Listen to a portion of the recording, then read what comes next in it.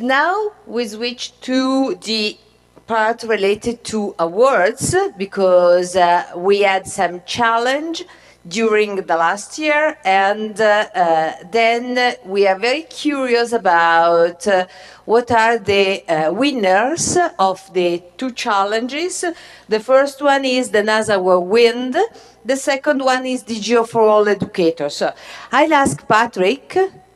Patrick, do you want to come? Okay. So Patrick, everybody knows Patrick, and he was also one of the invited speakers. And Patrick, where are you going now? Now you have to stay here. You are supposed to stay here and to stay in 15 minutes. Okay.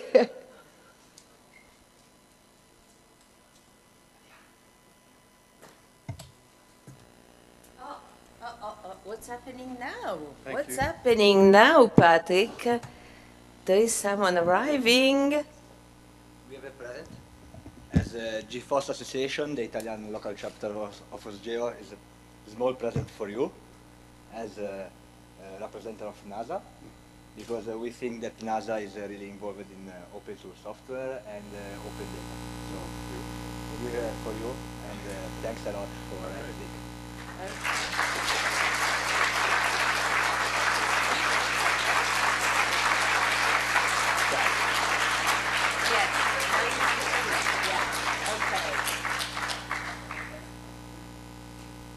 GFOS? What's the G stand for? Geography. Okay. Beautiful. Thank you very much. It's an extraordinary pleasure to be here. I mean, this is the climax to anything in life, to have an opportunity to be with this many good people in one place, all trying to do extraordinary things. So thank you very much. And it's time for some of us that have been pushing hard to step back and congratulate those who are stepping into some big shoes and carrying the the mission forward. And we are encouraging that. And so in spirit of trying to make great solutions that solve big problems, we have this Europa Challenge that was born here in Como, and now in its third year. And we're going to do it again next year, and we might change the theme. Classically, it's been oriented around the Inspire Directive. We're thinking now of possibly moving that to more of a city smart theme, so that we can concentrate on the explosion that's occurring in the urban area and helping facilitate management of the infrastructure within cities and encouraging them to do things that are sustainable and renewable. So that may, pay attention to this website, because that's where the next challenge will lay out the criteria. I just want to say thanks to the judges, and if we go to the organizers here, we had these are the judges who are involved with evaluating the projects. So the scoring was done by these people, and the scoring was actually all the way up until midnight yesterday. And so we now have the scores, and we're going to say thank you to the teams that are responsible for doing such a good job. But in fact, every one of them is a winner just by entering. I also have to say thank you to a particular gentleman, and there's a website that I cannot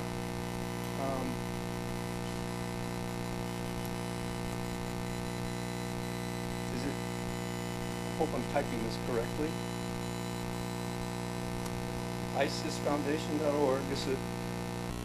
Here we go. Okay, there's a gentleman here, this Bob Bishop, sitting in the front, and all of these crystal awards, which we have 8, all of them are going to be presented today. We have ISIS Foundation, which is very concerned about the circumstance of weather on this planet. And so a lot of that information is being collected here. If you ever want to get a look at kind of the progression of what is going on in with regard to weather, I would suggest you take a look at this website. So Bob Bishop, thank you very much for compliments of all of these awards given to us by ISIS Foundation. Thanks a lot.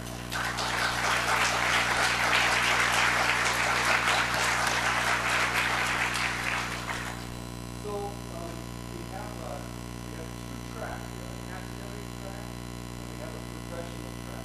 We have 3 awards in each category. So what I'm going to do is just start with the professional track from the bottom up. And 2 of the teams that are on the, let's see, we have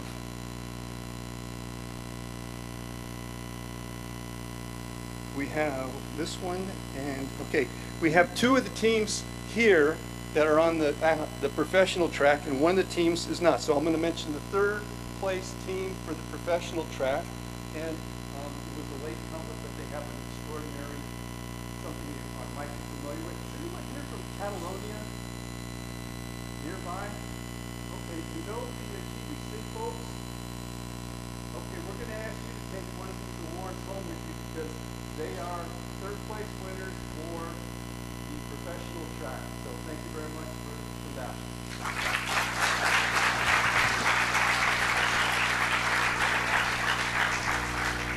And just so that you know who we're giving this to, if you go to the projects page, that happens to be GV SIG 3D View plugin. So that's 3rd place. 2nd place goes to another contender that's been playing local channels for quite some time. There's one in the past. This one from Carney. Gentlemen, come on up to fuel our winner, number 2 for the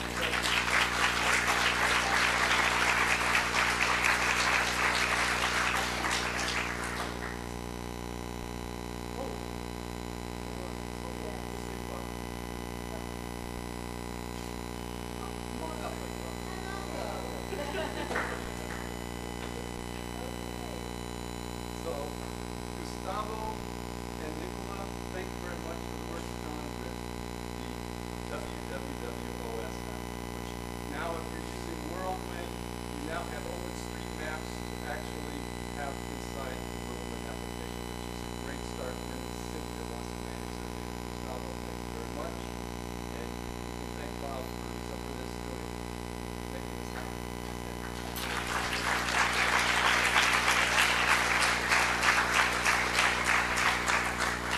And we have in 1st place, is there a guy named TJ Walton here? TJ, come on up.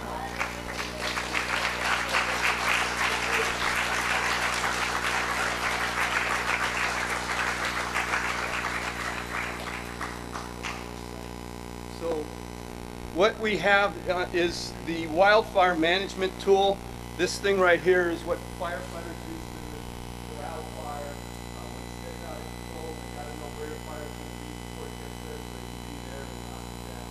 So thanks very much, Bruce Hubert and TJ Walton for wildfire management.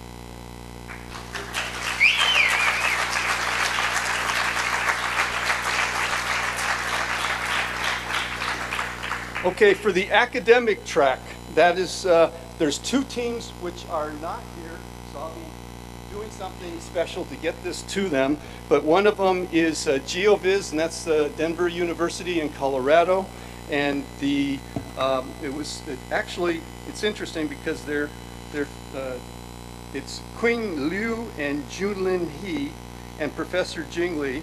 And so that's a Chinese contingent at the University of Denver. So thank you very much for them. They built some technology that is optimizing the ability to look at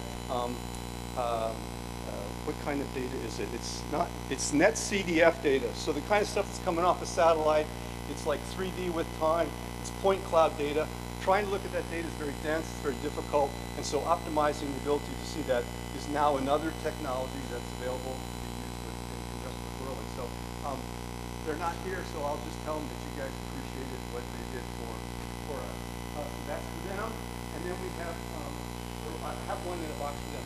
And then for that was for 3rd place. For 2nd place, We have LIDAR, which is the Jim Miller at the Kansas University. So, and he has a class that is oriented to take care of trying to figure out ways to look at LIDAR data. That's another very dense point cloud type of stuff, so it's difficult.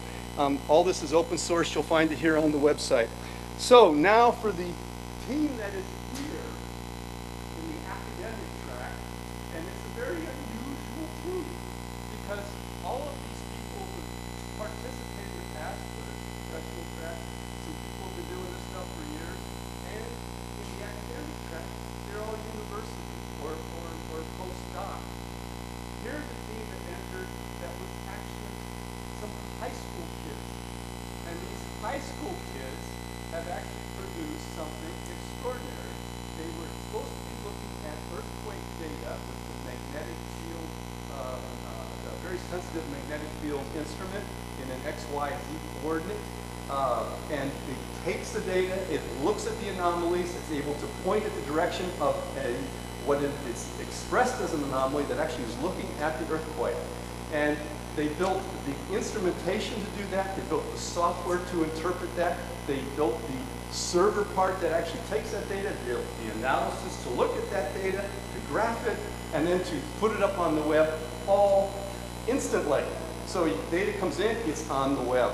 And so you get one of these instruments, you put it in your house, let's say, and it goes on, it's got a GPS in it, it's got an accelerometer in it, so it knows whether it's pointing up or down or sideways. It's got a compass in it, it's got the magnetic instrument in it, and it's got power. Plug it in, this thing knows where it is, it starts communicating with the mothership, and the data's online. This has been an extraordinary feat by a group of individuals, and if you would please come up, the Alaska team.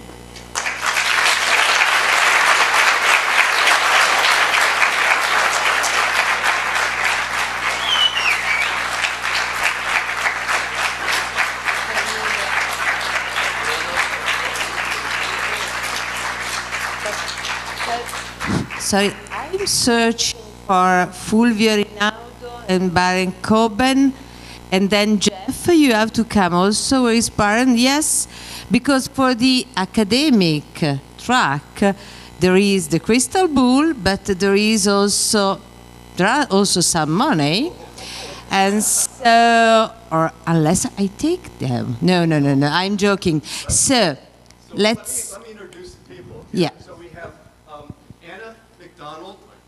We have Anna McDonald, we have John Dunlap, we have Levi Purdy, and we have Kyle Rutsalainen. Rutsalainen, thank you very much.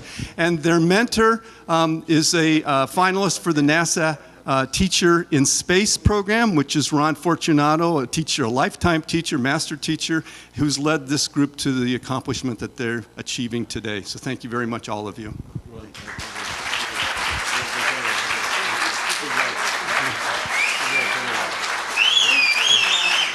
Anna, nice work. John, Levi, Kyle, nice work. And we got some hard cash, cold cash, right? So that 3 awards. The first was for the third arrived, the second for the second arrived, but we have 2. So one was provided by the International Association of Cartography.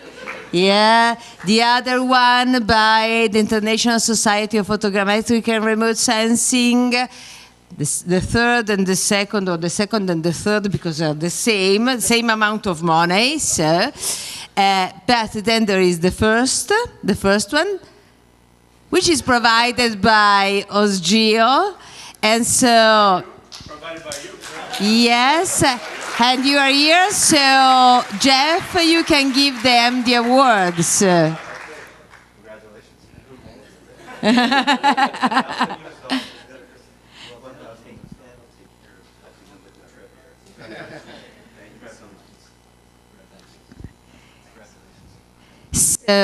Congratulations. So, congratulations. There is not a bottle of wine for you. You are too young, so.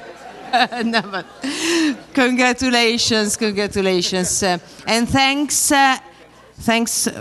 to you and all the students thanks also for society, to the society that decided to award this challenge.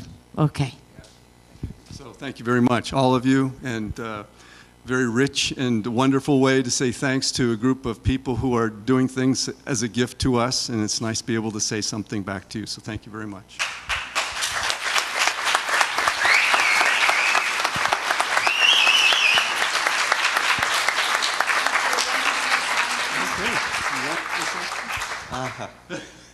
Mio Dio. We are just so grateful and humble to just be here amongst you. And in this incredible Phosphor-G community. And I can tell you we look so forward to new networking and collaborations with you in the future. Thank you. Beautiful. All right.